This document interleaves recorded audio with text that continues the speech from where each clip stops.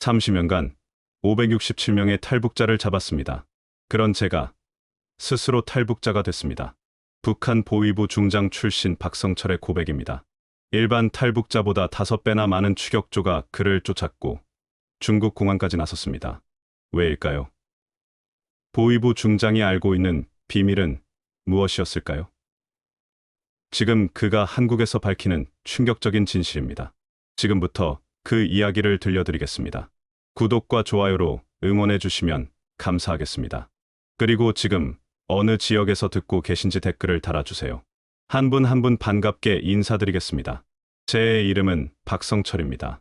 지금은 대한민국에 살고 있지만 불과 5년 전만 해도 저는 북한 보위부 중장이었습니다. 30년 동안 탈북자들을 잡아온 사람이었죠. 여러분께 제 이야기를 들려드리는 게 쉽지 않습니다만 지금도 북한에 계신 우리 동포들을 생각하면 이 이야기를 꼭 해야겠다는 생각이 듭니다. 2019년 가을 평양에서의 제 일상은 겉으로 보기엔 평온했습니다. 매일 아침 7시면 중구역에 있는 우리 집 베란다에서 대동강이 보였습니다. 어렸을 적 아버지 손잡고 강변을 걸으며 놀던 그 강이었죠. 성철아, 저 강물처럼 당을 위해 굽이굴 흘러가거라. 돌아가신 아버지의 말씀이 지금도 귓가에 맴돕니다. 아버지도 보위부 간부셨고 저는 그 뒤를 이어 이 길을 걷게 됐습니다. 아침마다 손자 민수가 제 방으로 뛰어들어왔습니다. 5살이었던 그 아이는 할아버지, 오늘 유치원 가기 싫어요라며 제 품에 안겼죠. 며느리가 황급히 뒤따라 들어와 아버님, 죄송합니다 하며 아이를 데려가려 했지만 저는 손자를 안고 창가로 갔습니다. 민수야, 저기 대동강 보이지? 할아버지가 내 나이 때는 저 강에서 물장구도 치고 놀았단다. 아이는 반짝이는 눈으로 강을 바라봤습니다. 우리 집은 평양에서도 잘 사는 편이었습니다. 보위부 중장이라는 지위 덕분이었죠. 매달 배급도 제대로 나왔고 쌀밥에 고기 반찬도 먹을 수 있었습니다. 아들 성민이는 대학을 나와 무역회사에서 일했고 며느리는 착하고 순한 사람이었습니다. 부인은 전에 당 간부로 일하다 은퇴했고 지금은 손자 돌보는 걸 낙으로 삼고 있었습니다. 매일 아침 8시면 보위부 본부로 출근했습니다. 검은색 승용차가 집 앞에서 기다리고 있었죠. 차 안에서 그날 처리할 보고서들을 훑어봤습니다. 탈북 기도자 명단, 국경 경비 상황, 내부 감찰 보고서들이었습니다. 30년 동안 이 일을 해왔지만 그때만 해도 저는 이게 조국을 지키는 일이라고 믿었습니다. 사무실에 앉아 있으면 부하 직원들이 들어와 경례를 했습니다. 중장 동지, 어제 국경에서 탈북 시도자 3명을 체포했습니다. 저는 고개를 끄덕이며 서류에 결재를 했습니다. 그저 일상적인 업무였습니다. 그때는 말입니다. 점심시간이면 간부 식당에서 동료 중장들과 식사를 했습니다. 우리끼리는 농담도 하고 가족 이야기도 나눴습니다. 박 동지, 손자가 벌써 5살이라며? 참 복 많네. 그런 대화들이 오갔죠. 하지만 그 평온한 일상 속에서 저는 한 가지를 느끼기 시작했습니다. 뭔가 잘못되고 있다는 것을요. 동료들의 눈빛에서 두려움이 보였고 누군가는 어느 날 갑자기 사라졌습니다. 저 동지는 어디 갔습니까? 물어도 아무도 대답하지 않았습니다. 그해 가을, 저는 아직 몰랐습니다. 제 인생이 곧 완전히 바뀔 거라는 것을요. 그 평온했던 일상이 깨진 건 2019년 12월이었습니다. 어느 추운 겨울날 아침, 출근하자마자 비상소집 명령이 떨어졌습니다. 보위부 전체 간부들이 모여야 한다는 것이었죠. 이런 일은 흔치 않았습니다. 뭔가 큰일이 벌어진 게 분명했습니다. 회의실에 들어서자 분위기가 싸늘했습니다. 동료들은 서로 눈도 마주치지 않았고 모두 고개를 숙이고 있었습니다. 그때 저는 한 사람이 없다는 걸 눈치챘습니다. 최 중장이었습니다. 저보다 2살 많은 그 동료는 35년을 보위부에서 일한 사람이었습니다. 우리는 함께 밥도 먹고 가족 이야기도 나누던 사이였죠. 부장 동지가 단상에 올라 차갑게 말했습니다. 최 동지는 반당 반혁명 분자로 판명되었다. 그는 남조선과 내통하며 기밀을 팔아넘긴 적폐이다. 그 말을 듣는 순간 등골이 오싹해졌습니다. 최 중장이 그런 사람일 리 없었습니다. 얼마 전까지만 해도 그는 제게 손자 사진을 보여주며 자랑했던 사람이었습니다. 오늘 오후 2시 공개 처형이 집행될 것이다. 전 간부는 의무적으로 참석하라. 부장의 말이 끝나자 회의실은 죽은 듯 조용했습니다. 아무도 입을 열지 못했습니다. 질문을 하는 것도 의문을 품는 것도 위험한 일이었으니까요.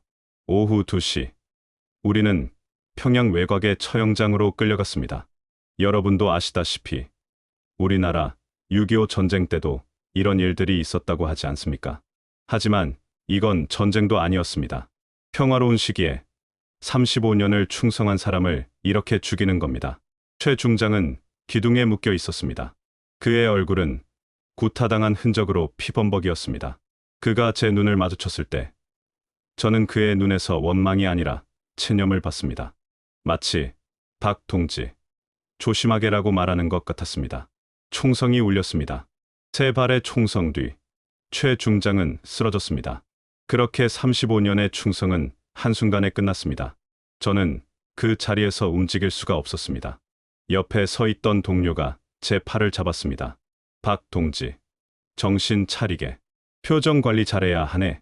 그제야 저는 제가 눈물을 흘리고 있다는 걸 깨달았습니다. 그날 밤 집에 돌아와서도 저는 아무 말도 할 수 없었습니다. 부인이 여보, 무슨 일 있었어요? 라고 물었지만 대답할 수가 없었습니다. 그저 손자 민수를 꼭 안아줬을 뿐입니다. 그 따뜻한 체온이 느껴질 때 저는 생각했습니다. 이 아이를 지켜야 한다. 어떻게든 이 아이만은 지켜야 한다. 며칠 뒤 들은 소식은 더 충격적이었습니다. 최 중장의 부인과 두 자녀, 그리고 손자까지 모두 정치범 수용소로 보내졌다는 것이었습니다. 세 대가 몰살당한 겁니다. 6살짜리 손자까지 말입니다. 그날 밤부터 저는 잠을 이룰 수 없었습니다. 30년 동안 제가 해온 일들이 떠올랐습니다. 제가 체포했던 사람들, 제가 결제했던 처형 명령서들, 그들도 최 중장처럼 억울한 사람들이었을까요? 그리고 무엇보다 내일은 제 차례가 될 수도 있다는 생각이 들었습니다. 그때부터 저는 알았습니다. 이곳에서는 아무리 충성해도 안전할 수 없다는 것을요. 최 중장 처형 이후 보위부 분위기는 완전히 바뀌었습니다. 동료들은 서로를 의심했고 점심 식사 자리에서도 농담이 사라졌습니다. 모두가 다음 차례가 자신이 될까 봐 두려워했죠. 저도 마찬가지였습니다. 밤마다 악몽을 꿨습니다. 제가 기둥에 묶여 있고 손자 민수가 울면서 제 이름을 부르는 꿈이었습니다. 그러던 2020년 2월 드디어 제 차례가 왔습니다. 어느 날 아침 아들 성민이가 보위부 조사를 받게 됐다는 연락이 왔습니다. 혐의는 무역 과정에서 남한 물품을 유통했다는 것이었습니다. 남한 드라마가 담긴 USB를 거래했다는 겁니다. 집에 돌아오자 며느리가 울고 있었습니다. 아버님, 성민이가 아침부터 끌려갔어요. 아무것도 안 했다는데 왜 이러는 거예요? 저는 며느리를 진정시켜야 했지만 제 손도 떨리고 있었습니다. 이게 시작이라는 걸 알았으니까요. 다음 날 제 사무실로 내부 감찰국 사람들이 찾아왔습니다. 박 동지, 며칠간 협조해 주셔야겠습니다. 동지의 아들 문제가 좀 복잡해 보입니다. 협조라는 말은 조사를 받으라는 뜻이었습니다. 30년간 남의 조사를 해왔던 제가 이제 조사를 받는 처지가 된 겁니다. 조사실에 앉아 있는데 젊은 보위원이 물었습니다. 중장 동지, 아들이 남조선 물품을 거래한 사실을 알고 계셨습니까? 저는 고개를 저었습니다. 전혀 몰랐습니다. 제 아들은 그럴 사람이 아닙니다. 하지만 그들은 믿지 않았습니다. 아버지가 보위부 중장인데 아들이 그런 일을 모를 리 없지 않습니까? 집에 돌아와도 편할 수가 없었습니다. 전화기가 도청당하고 있다는 걸 알았습니다. 어느 날 부인이 전화로 친구와 이야기하던 중 요즘 세상이 왜 이 모양인지 모르겠어라고 말했는데 다음 날 제게 경고가 들어왔습니다. 박 동지, 집안 단속 좀 하시게. 더 무서운 건 이웃들의 태도 변화였습니다. 전에는 인사를 나누던 사람들이 저를 피하기 시작했습니다. 아파트 엘리베이터에서 마주치면 고개를 돌렸습니다. 우리 가족이 문제가 있다는 소문이 퍼진 겁니다. 북에서는 이렇습니다. 한 번 찍히면 모두가 피합니다. 같이 있다가 연루될까 봐 두려운 거죠. 가장 가슴 아팠던 건 손자 민수였습니다. 어느 날 유치원에서 돌아온 민수가 울고 있었습니다. 할아버지, 선생님이 왜 우리 아빠가 나쁜 사람이래요? 5살짜리 아이가 이해할 수 없는 말을 듣고 온 겁니다. 저는 손자를 안고 말했습니다. 민수야, 내 아빠는 나쁜 사람 아니야. 할아버지가 지켜줄게. 하지만 제 품에서도 아이는 계속 울었습니다. 부인은 밤마다 걱정했습니다. 여보, 우리 어떻게 되는 거예요? 성민이도 걱정인데, 민수까지. 저는 부인의 손을 잡았습니다. 괜찮아. 내가 뭔가 방법을 찾을 거야. 하지만 속으로는 알고 있었습니다. 이 체제에서는 방법이 없다는 것을요. 어느 날 밤, 보위부 동료 하나가 몰래 제게 전화했습니다. 박 동지, 조심하게. 자네 아들, 문제가 자네한테까지 번질 것 같네. 나도 더 이상 도와줄 수 없네. 그 말을 듣고 저는 알았습니다. 시간이 얼마 남지 않았다는 것을요. 그날 밤 잠을 이루지 못하고 창밖을 바라봤습니다. 대동강이 보였습니다. 어렸을 적 아버지와 걷던 그 강변이었습니다. 하지만 이제 그 강은 감옥의 창살처럼 느껴졌습니다. 저는 그때 결심했습니다. 이대로는 안 되겠다고. 가족을 지키려면 이곳을 떠나야 한다고 말입니다. 2020년 3월, 상황은 더 나빠졌습니다. 아들 성민이는 한 달째 조사를 받고 있었고, 제게도 출근 정지 명령이 떨어졌습니다. 당분간 집에서 대기하라는 말은 곧 숙청 준비를 한다는 뜻이었습니다. 최 중장도 똑같은 과정을 거쳤으니까요. 어느 날 밤, 저는 가족들을 거실로 불렀습니다. 손자 민수는 벌써 잠들어 있었고, 부인과 며느리만 앉아 있었습니다. 성민이는 조사 중이라 집에 없었습니다. 저는 낮은 목소리로 말했습니다. 우리 이곳을 떠나야 할 것 같소. 부인의 얼굴이 하얗게 질렸습니다. 여보, 그게 무슨 말이에요? 탈북을 말하는 거예요? 저는 고개를 끄덕였습니다. 다른 방법이 없소. 이대로 있다가는 우리 모두 최 중장 가족처럼 될 거요. 민수까지 정치범 수용소에 가는 거요. 며느리가 울먹이며 물었습니다. 아버님, 성민이는 어떻게요? 아직 조사 중인데. 저는 며느리의 손을 잡았습니다. 성민이도 데리고 나갈 거요. 제가 방법을 찾을 테니 믿으시오. 그날 밤부터 저는 치밀하게 계획을 세웠습니다. 30년간 보위부에서 일하며 모은 돈이 있었습니다. 뇌물로 받은 것도 있고 몰래 저축한 것도 있었습니다. 북에서는 이걸 비자금이라고 하죠.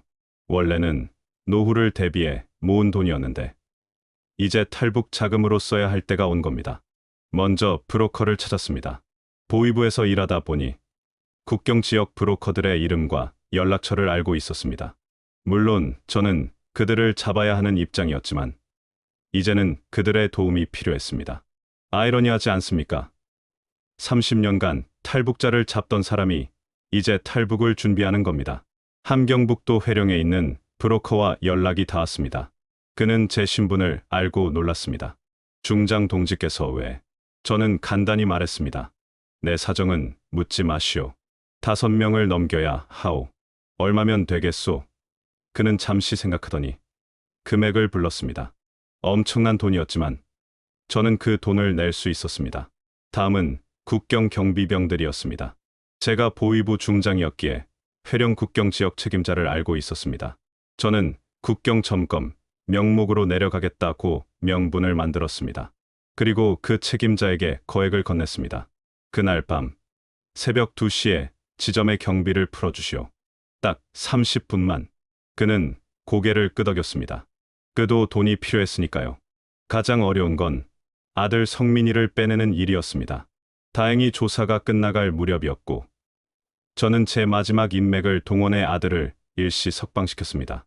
며칠만 가족과 시간을 보내게 해달라고 부탁했죠. 그들은 어차피 저를 곧 잡을 생각이었으니 허락했습니다. 출발 전날 저는 마지막으로 대동강변을 걸었습니다.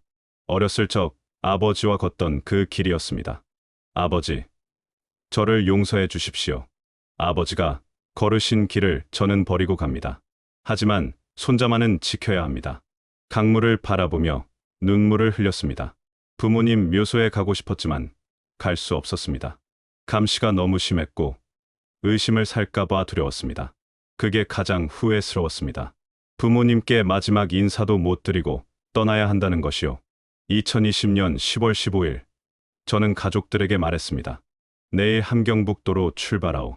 점검 명목이지만 우리는 돌아오지 않을 거요. 짐은 최소한으로만 챙기시오. 민수한테는 여행 간다고만 하시오. 부인은 눈물을 훔쳤고 며느리는 떨고 있었습니다. 하지만 우리 모두 알았습니다. 이게 유일한 길이라는 것을요. 죽어도 함께, 살아도 함께. 그날 밤 우리는 그렇게 다짐했습니다. 2020년 10월 16일, 우리는 기차를 타고 함경북도 회령으로 향했습니다. 공식적으로는 국경 지역 점검을 위한 출장이었습니다.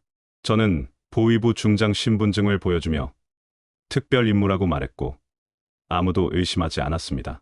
손자 민수는 할아버지, 여행 가는 거 맞죠? 라며 좋아했습니다. 그 순진한 웃음을 보며 가슴이 찢어지는 것 같았습니다. 회령에 도착한 건 저녁 6시였습니다. 미리 연락한 브로커가 우리를 은신처로 안내했습니다. 낡은 집이었지만 숨기에는 적당했습니다. 브로커가 말했습니다. 중장 동지, 오늘 밤 12시에 출발합니다. 새벽 2시가 가장 안전한 시간입니다. 경비병들이 교대하는 시간이거든요. 저녁을 먹었지만 목구멍으로 넘어가지 않았습니다. 부인도, 며느리도, 성민이도 마찬가지였습니다. 오직 민수만 할머니, 밥 맛있어요. 라며 잘 먹었습니다. 그 모습을 보며 우리는 서로 눈빛을 교환했습니다. 이 아이만은 꼭 살려야 한다. 밤 11시, 우리는 검은 옷으로 갈아입었습니다. 브로커가 준 옷이었습니다. 민수는 할아버지, 왜 이렇게 어두운 옷을 입어요? 라고 물었습니다. 저는 숨바꼭질 하는 거란다. 조용히 해야 해. 라고 말했습니다. 아이는 고개를 끄덕였습니다. 자정이 넘어 출발했습니다. 브로커가 앞장서고 우리 5명이 뒤따랐습니다. 달빛도 없는 캄캄한 밤이었습니다. 땅에 익숙한 브로커만이 길을 알았습니다. 30분쯤 걸었을까요? 멀리서 강물 소리가 들렸습니다. 두만강이었습니다. 강가에 도착하자 브로커가 속삭였습니다. 여기서부터는 최대한 조용히 하셔야 합니다. 저쪽에 경비 초소가 있습니다. 제가 신호하면 뛰세요. 강은 무릎까지 오지만 물살이 셉니다. 절대 넘어지면 안 됩니다. 저는 손자를 안았습니다. 아이는 떨고 있었습니다. 할아버지, 무서워요. 괜찮아, 민수야. 할아버지가 안고 갈게. 새벽 2시 정각, 브로커가 손을 들었습니다. 신호였습니다. 우리는 숨을 죽이고 강으로 뛰어들었습니다. 물이 차가웠습니다. 10월 중순 두만강은 얼음장 같았습니다. 손자를 꼭 안고 걸었습니다. 부인과 며느리가 뒤따랐고 성민이가 며느리를 부축했습니다. 그때였습니다. 거기서 누구냐? 순찰조의 외침이 들렸습니다. 매수한 경비병이 아니었습니다. 다른 순찰조가 지나가다 우리를 발견한 겁니다. 뛰세요, 빨리. 브로커가 소리쳤습니다. 총성이 울렸습니다. 탕, 탕, 탕. 총알이 물속으로 날아왔습니다. 며느리가 비명을 질렀고 민수는 제 품에서 울음을 터뜨렸습니다. 더 빨리. 중국 땅까지 조금만 더. 저는 있는 힘을 다해 걸었습니다. 53살의 몸으로 손자를 안고 강을 건넌다는 게 얼마나 힘든지 여러분은 상상도 못하실 겁니다. 부인이 물에 빠졌습니다. 여보. 제가 소리쳤고 성민이가 어머니를 일으켜 세웠습니다. 총성은 계속됐습니다. 하지만 우리는 멈출 수 없었습니다. 멈추는 순간 우리 모두 죽는 겁니다.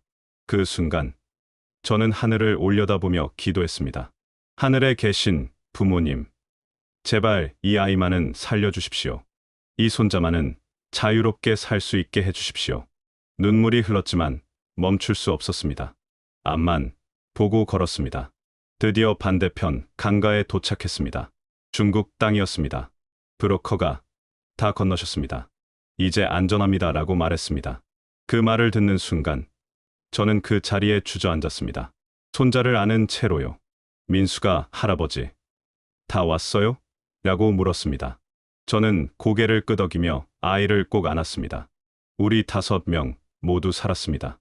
젖은 몸으로 떨고 있었지만 살아 있었습니다. 그 순간만큼은 하느님께 감사했습니다. 중국 땅에 발을 디뎠을 때 저는 이제 살았다고 생각했습니다. 큰 착각이었습니다.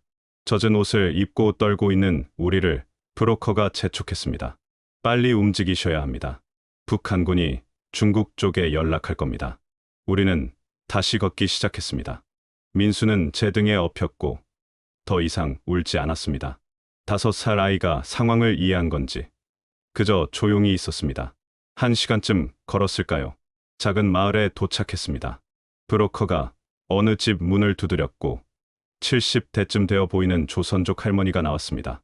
할머니는 우리를 보자마자 안으로 들어오라며 손짓했습니다. 어서들 오이소. 옷부터 갈아입어야제. 할머니의 사투리가 북한말과 비슷해서 반가웠습니다. 할머니는 따뜻한 물과 마른 옷을 주셨습니다. 그리고 부엌에서 밥을 지어 오셨습니다. 배고프제? 우선 밥부터 먹고 얘기합시다. 하얀 쌀밥에 김치, 된장찌개가 나왔습니다. 우리나라 음식과 똑같았습니다. 가족들은 눈물을 흘리며 밥을 먹었습니다. 살았다는 안도감과 할머니의 따뜻함에 울음이 터진 겁니다. 할머니가 말씀하셨습니다. 나도 북에서 왔었제. 50년 전에. 우리는 같은 핏줄 아입니까? 도와야제. 그 말에 저는 고개를 숙여 감사를 표했습니다. 할머니, 은혜 평생 잊지 않겠습니다. 할머니는 손사래를 치며 뭔 소리여 당연한 거제라고 하셨습니다. 하지만 안심할 수 없었습니다. 브로커가 심각한 얼굴로 말했습니다. 중장님, 문제가 생겼습니다. 북에서 추격조를 보냈다는 소식입니다. 그것도 5개 팀입니다. 저는 놀라지 않을 수 없었습니다. 보통 탈북자에게는 한두 팀을 보내는데 저는 보위부 중장이었으니까요. 제가 알고 있는 기밀이 얼마나 많은지 그들은 알고 있었습니다. 할머니 댁에서 3일을 보낸 뒤 우리는 다른 은신처로 옮겨야 했습니다. 중국 공안도 단속을 시작했다는 겁니다. 북한이 중국 정부에 압력을 넣은 거였죠. 다음 은신처는 연길 근처 농가였습니다. 거기서 일주일을 지냈습니다. 그 다음은 또 다른 마을이었습니다. 2달 동안 우리는 5번 은신처를 옮겼습니다. 한 곳에서 일주일 이상 있을 수 없었습니다. 민수는 할아버지, 우리 언제 집에 가요? 라고 물었지만 저는 대답할 수 없었습니다. 부인과 며느리는 지쳐갔습니다. 53살인 제 몸도 한계였지만 멈출 수 없었습니다. 어느 날 밤, 추격조가 우리가 있던 은신처 근처까지 왔다는 소식을 들었습니다. 우리는 한밤중에 급히 짐을 싸서 도망쳤습니다. 민수를 업고 뒷산으로 올라갔습니다. 추운 12월 밤이었습니다. 손발이 얼어붙는 것 같았지만 아이는 울지 않았습니다. 할아버지, 나 안 울어. 조용히 할게. 5살 아이가 이런 말을 한다는 게 가슴이 찢어졌습니다. 은신처를 옮길 때마다 조선족 분들이 도와주셨습니다. 어떤 분은 트럭에 우리를 태워 다음 마을까지 데려다 주셨고 어떤 분은 밥과 옷을 챙겨주셨습니다. 같은 민족 아입니까? 우리가 도와야제. 그분들의 말씀에 얼마나 많이 울었는지 모릅니다. 하지만 중국에서의 생활은 지옥이었습니다. 매일 밤 불안에 떨었고 낮에도 밖에 나갈 수 없었습니다. 신분이 없으니 병원에도 갈 수 없었습니다. 민수가 감기에 걸렸을 때 약을 구하지 못해 발만 동동 구를 수밖에 없었습니다. 브로커가 말했습니다. 중장님, 한국으로 가셔야 합니다. 여기서는 안전하지 않습니다. 제가 한국 쪽 사람들과 연락을 해보겠습니다. 저는 고개를 끄덕였습니다. 한국, 대한민국, 같은 말을 쓰는 나라, 자유가 있는 나라, 그곳에 가야만 우리 가족이 살 수 있다는 걸 알았습니다. 중국에서의 2달은 정말 긴 시간이었습니다. 하지만 그 시간이 있었기에 우리는 살아남을 수 있었습니다. 중국에서 1달 반쯤 지났을 때 브로커가 한국 선교사를 연결해줬습니다. 연길에 있는 작은 교회였습니다. 한밤중에 그 교회로 갔고 40대쯤 되어 보이는 목사님이 우리를 맞아주셨습니다. 힘드셨죠? 하나님께서 여러분을 지켜주실 겁니다. 목사님의 따뜻한 말에 부인이 울음을 터뜨렸습니다. 목사님은 우리에게 한국 정부와 연락할 수 있다고 말씀하셨습니다. 보위부 중장 출신이시라면 한국 정부에서 큰 관심을 가질 겁니다. 국정원에 연락해 보겠습니다. 저는 고개를 끄덕였습니다. 하지만 한편으로는 두려웠습니다. 제가 30년간 해온 일들이 떠올랐으니까요. 한국에서 저를 받아줄까요? 며칠 뒤 목사님이 연락을 가져왔습니다. 국정원에서 만나고 싶어 합니다. 신분을 입증할 수 있는 게 있습니까? 저는 가방에서 보위부 중장 신분증을 꺼냈습니다. 탈북할 때 가져온 겁니다. 그리고 몇 가지 비밀 문서도 있었습니다. 북한 내부 기밀이었죠. 일주일 뒤 한국에서 온 사람들을 만났습니다. 조심스럽게 신분을 확인하는 과정이었습니다. 그들은 제게 여러 가지 질문을 했습니다. 보위부 조직, 간부 명단, 북한 내부 상황들을요.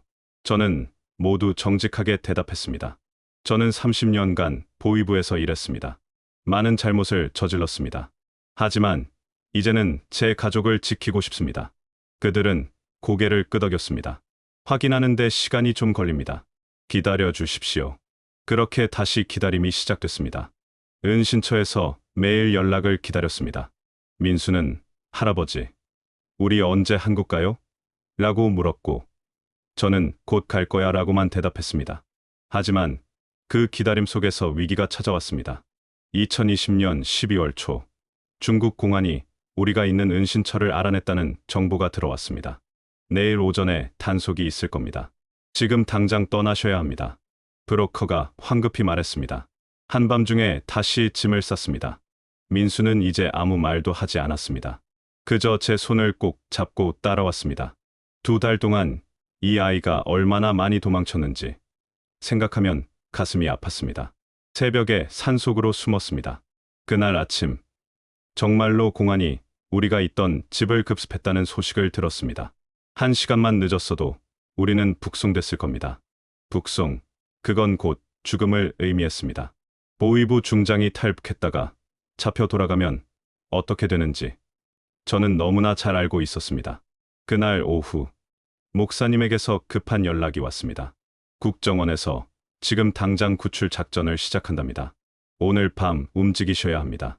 드디어 한국으로 갈 수 있다는 겁니다. 저는 가족들에게 말했습니다. 오늘 밤, 우리는 한국으로 갑니다. 밤 10시, 검은 차량 2대가 우리를 태우러 왔습니다. 한국, 국정원 요원들이었습니다. 안전하게 모시겠습니다. 그들의 말에 저는 처음으로 안도의 한숨을 쉬었습니다. 차는 밤새 달렸습니다. 어디로 가는지 몰랐지만 중요하지 않았습니다. 부인은 제 어깨에 기대어 잠들었고 며느리는 민수를 안고 있었습니다. 성민이는 창밖을 바라보고 있었습니다. 다음 날 새벽, 우리는 어느 비행장에 도착했습니다. 작은 전용기가 대기하고 있었습니다. 이 비행기를 타시면 인천공항으로 갑니다. 요원의 말에 저는 비행기 계단을 올랐습니다. 가족들도 뒤따랐습니다. 비행기가 이륙했습니다. 1시간쯤 지났을까요? 기장의 목소리가 들렸습니다. 지금 대한민국 영공에 진입했습니다. 환영합니다. 그 말을 듣는 순간 저는 눈물을 참을 수 없었습니다. 부인도, 성민이도, 며느리도 울었습니다. 민수가 물었습니다. 할아버지, 왜 울어요? 저는 아이를 안으며 말했습니다. 민수야, 우리 이제 자유야. 자유란다. 드디어 대한민국입니다. 우리의 새로운 삶이 시작되는 곳입니다. 2020년 12월 15일, 우리는 인천공항에 도착했습니다. 일반 승객들이 이용하는 곳이 아니라 화물청사였습니다. 국정원 요원들이 우리를 특별보호시설로 안내했습니다. 당분간 여기서 지내시면서 조사를 받으셔야 합니다. 조사라는 말에 긴장했지만 이건 북한에서의 조사와는 달랐습니다. 위협이 아니라 보호였습니다. 시설에 들어서자 가장 먼저 놀란 건 불이었습니다. 환하게 켜진 형광등들이 24시간 내내 켜져 있었습니다. 북한에서는 상상도 못할 일이었죠. 민수가 할아버지, 여기는 불이 안 꺼져요? 라고 물었습니다. 저는 웃으며 여기서는 원하면 언제든 불을 켤 수 있단다라고 말했습니다. 수도꼭지를 틀었을 때의 충격도 잊을 수 없습니다.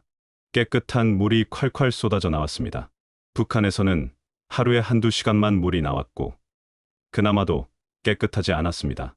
부인이 여보, 이 물 정말 마셔도 돼요? 라고 물었습니다. 주원이 웃으며 물론입니다. 수돗물도 바로 마실 수 있습니다라고 대답했습니다. 며칠 뒤 우리는 근처 마트에 갔습니다. 지원의 안내를 받아서였지만 그곳에서 본 광경은 충격 그 자체였습니다. 온갖 식료품이 산처럼 쌓여 있었습니다. 쌀, 고기, 과일, 과자들이 넘쳐났습니다. 이게 다 진짜예요. 살 수 있는 거예요? 며느리가 물었습니다. 지원이 네. 원하시는 걸 고르시면 됩니다. 라고 말했습니다. 우리는 한참을 그 자리에 서 있었습니다. 한 달쯤 지나 하나원이라는 곳에 갔습니다. 탈북자들이 한국 생활을 배우는 교육 시설이었습니다. 거기서 저는 다른 탈북자들을 만났습니다. 젊은 사람들도 있었고 저처럼 나이 든 사람들도 있었습니다. 그들의 이야기를 듣다 보면 제 가슴이 아팠습니다. 어떤 사람은 가족을 북에 두고 혼자 왔고 어떤 사람은 중국에서 몇 년을 떠돌다 왔습니다. 어느 날 한 젊은 여성이 제게 물었습니다. 할아버지, 보위부에서 일하셨다고 들었어요. 혹시 탈북자들을 잡는 일도 하셨어요? 저는 고개를 숙였습니다. 그랬습니다. 30년간 그 일을 했습니다. 그녀는 조용히 말했습니다. 저희 오빠가 탈북하다 잡혔어요. 그 뒤로 소식이 없어요. 저는 아무 말도 할 수 없었습니다. 제가 잡았던 사람 중에 그 오빠도 있었을지 모릅니다. 그날 밤 저는 부인에게 말했습니다. 여보, 나는 평생 죄를 짓고 살았소. 이제는 그 죄를 갚아야겠소. 부인은 제 손을 잡았습니다. 여보, 당신이 할 수 있는 일을 하세요. 북한의 진실을 알리는 거. 그게 속죄가 될 거예요. 2021년 봄, 우리는 경기도의 작은 아파트로 이사했습니다. 정부에서 지원해준 집이었습니다. 민수는 초등학교에 입학했습니다. 교복을 입은 손자를 보며 저는 울었습니다. 민수야, 내가 자유롭게 공부할 수 있다는 게 할아버지는 너무 행복하단다. 한국 생활은 쉽지 않았습니다. 말투가 달랐습니다. 북에서는 동무라고 했는데 여기서는 친구라고 했습니다. 음식 맛도 달랐습니다. 같은 김치인데도 뭔가 달랐습니다. 하지만 그래도 같은 민족이었습니다. 한글을 쓰고 비슷한 명절을 보내고 같은 노래를 불렀습니다. 지금 저는 가끔 강연을 합니다. 학교나 단체에서 북한 이야기를 해달라고 초청합니다. 저는 제 이야기를 솔직하게 합니다. 저는 보위부 중장이었습니다. 30년간 탈북자들을 잡았습니다. 하지만 저도 탈북자가 되었습니다. 북한은 그런 곳입니다. 사람들은 조용히 제 이야기를 듣습니다. 여러분께 말씀드리고 싶습니다. 자유는 당연한 게 아닙니다. 불을 켜고 물을 마시고 말하고 싶은 걸 말하는 것. 이 모든 게 북한에서는 불가능합니다. 지금도 2,500만 명의 우리 동포가 그곳에서 고통받고 있습니다. 저는 손자 민수를 볼 때마다 생각합니다. 이 아이의 세대에는 통일이 되기를 바랍니다. 제가 어렸을 때 걷던 대동강변을 이 아이도 자유롭게 걸을 수 있기를 바랍니다. 북에 두고 온 동료들의 가족들도 언젠가는 이 자유를 누리기를 바랍니다. 여러분, 부탁드립니다. 북한을 잊지 말아 주십시오. 우리는 한민족입니다. 언젠가 다시 만날 그날을 위해 우리 함께 기도합시다.